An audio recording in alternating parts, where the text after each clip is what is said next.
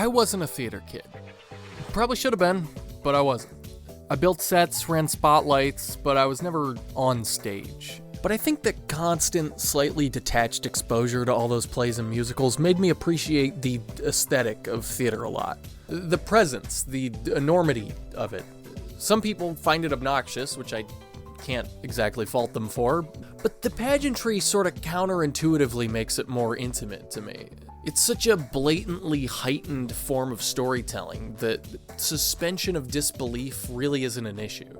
You're not sitting in the crowd pointing out plot holes in the story of a play. At least I hope you're not doing that, because if you are, you should value your time more. That's kind of the thing that bothers me about internet media criticism. Everybody knows CinemaSins is dumb, but the same basic idea is present in a lot of places.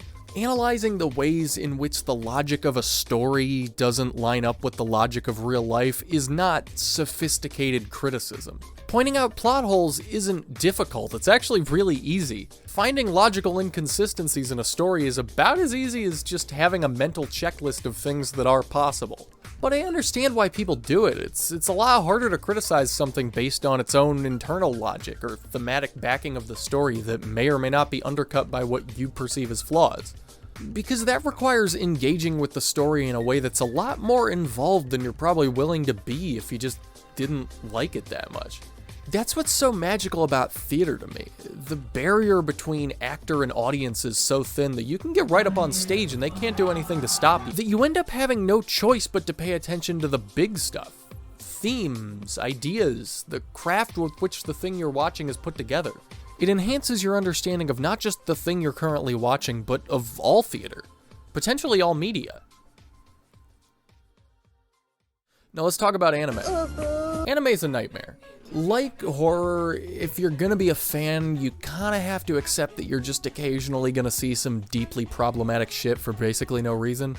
And it's okay to recognize that. You can like something and still understand that it might have flaws that drive certain people away. You don't have to let it melt your brain and then go on Twitter and say slurs. You could be normal. But the flip side to sacrificing that little bit of your soul is a really broad landscape of different types of stories. Anime uses animation to do all types of shit. You have mature, thoughtful storytelling, simple ideas executed extremely well, war crimes, and most importantly, stupid shit. If you know anything about me, you know that's what I like. But the thing I want to talk about in this video is like somewhere in like this zone over here. Review Starlight is a Japanese multimedia franchise reminiscent of Love Live or Idolmaster in its general tactic. Draw people in with cute girls, either through the manga or anime or live performances, which hopefully keeps them interested long enough to download the gacha game where they spend all of their money on JPEGs. It's a proven formula, and while both of the things that I just listed are pretty solid, they mostly just occupy this kind of region in the anime square. I did not go into Review Starlight with especially high expectations. I actually ignored it for a couple of years after it first came out because I've seen these shows. I know what to expect. The fact that this video exists is maybe a bit of a spoiler, but I was wrong as hell. I'm not going to run down the whole show, but I think it's worth breaking down the first episode, partially because it perfectly illustrates why I like this show, and partially because it's just a really good episode of anime. Karen Aijo is an anime protagonist and stage girl at Seisho Academy, a school for talented actors, artists, and just bitches who love drama. The show opens on a synopsis of Starlight, the play that made her and her childhood friend Hikari fall in love with theater. Which is, not a play I'd really expect kids to be into.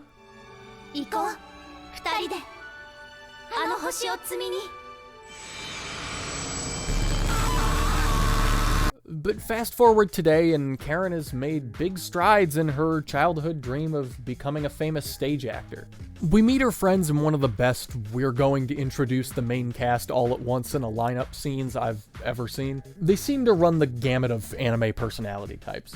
You've got nice airheads, cool girls that are actually idiots, cool girls that are actually cool, nightmare people, and depression. I love how the show starts with most of these characters already having established relationships.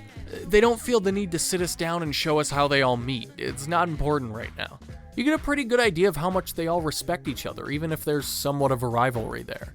It's not full-on, who cares about theater as long as we've got each other, but you get the sense that there's a very real network of support and trust there. Once those characters have all had a chance to leave some sort of impression on you, the last main player arrives. Oh no, she's British. Hikari is Karen's childhood friend, the one she experienced Starlight with. And as you would expect from somebody whose main inspiration in life is a play about lesbians getting their eyeballs exploded, she's a little bit on the edgy side. Regardless, Hikari shows up and jumps so high that everybody's like, damn, she can jump high. And Karen tries to rekindle their friendship, but gets mixed signals. And when she follows Hikari to her secret hideout, she gets a little bit more than she expected. Oh Christ, she's dead. オーディション1日目トップスターを目指して歌って踊って奪い合いましょう闇を先と思った激光が You're gay! You're gay! 細見さんひかりちゃんもこれってスターライト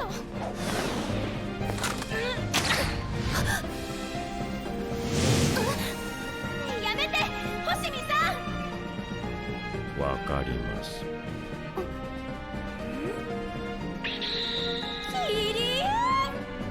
Yeah, so that's, look, we're both just gonna have to accept that this is what's happening and move on. On the stage, Hikari's fighting with actual ass weapons. The talking giraffe explains that Karen's friends are fighting to knock each other's capes off. Whoever wins will move up in the stage girl rankings, inching closer to becoming the top star and having her wish come true. If that sounds kind of vague, it's because it is. They go into slightly more detail as the show goes on, but like, this is gonna seem like a weird thing to say about the core conceit of the show, but it doesn't matter. It exists exclusively to push character development in a visually engaging way. So, because Karen's character arc is her learning to step up and take charge, she does this.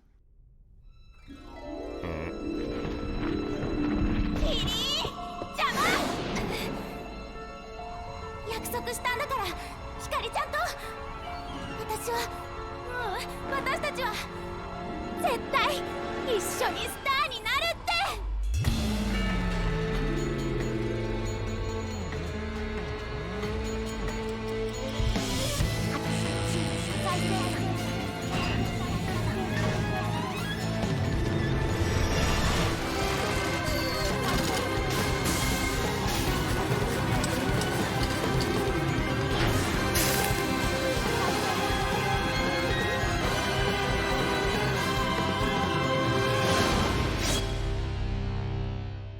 Right about here is where it's worth mentioning that this show shares more than a little DNA with some of the bigger Ikuhara productions. Then she beats everybody's ass. There's a little more left in the episode, but I think everything I want to say here is crystallized in this one bit. When she finishes the fight, Karen takes her place at center stage, plunges her sword into the ground, and shouts, Why would she say that? Up until joining the fight, she seemed totally confused about what's going on here. When she fell, did she hit her head and suddenly become an expert in the formalities of stage girl combat? I heard that voice in my head the first time I watched this. Not because I agreed with it, but because I'm pretty sure I would have a few years ago. But why? Who cares? I'm not even going to use the cop-out here and say, this is a show with a talking giraffe and you're worried about that, because that's not the point. Review Starlight does take on a bit of a fairy tale vibe the second Karen steps into that elevator, but the whole show has this Chad approach to storytelling. We are going to use sound and visuals to tell this story through emotion and action, because nothing else is worth the audience's time. Whether it's characters conveniently being exactly where they need to be for drama to happen, or introducing huge reality-bending plot twists that function exclusively to illustrate one character's growth and then get forgotten, Review Starlight is way too busy being great to worry about whether or not it's dumb. The thing that sets Review Starlight apart is the presentation. Every episode is full of stupidly good shots. The editing is purposeful and stylish with lots of great comedy cuts and dramatic pacing.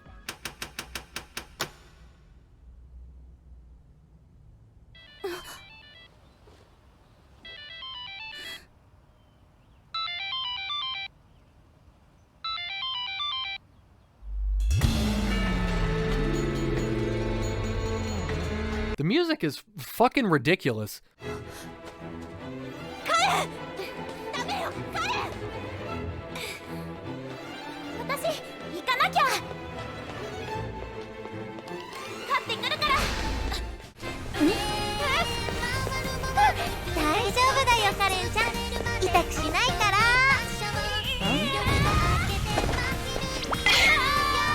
Those elements, along with characters and fight choreography, are the strengths of this show, and it knows it, so why worry about other stuff?